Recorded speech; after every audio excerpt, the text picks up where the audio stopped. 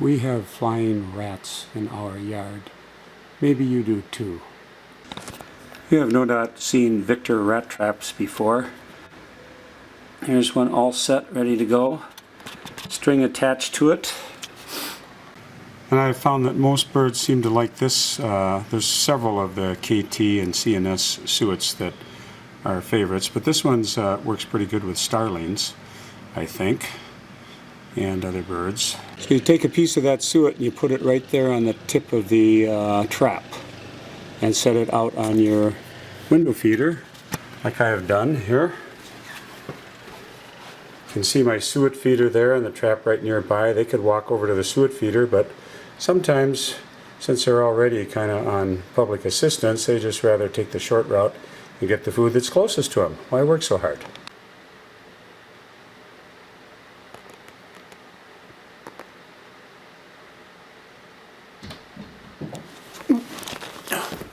Oh my gosh, that flying rat got caught, I think.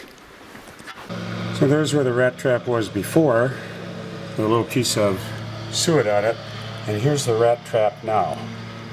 Victor rat traps catching flying rats, otherwise known as a European starling.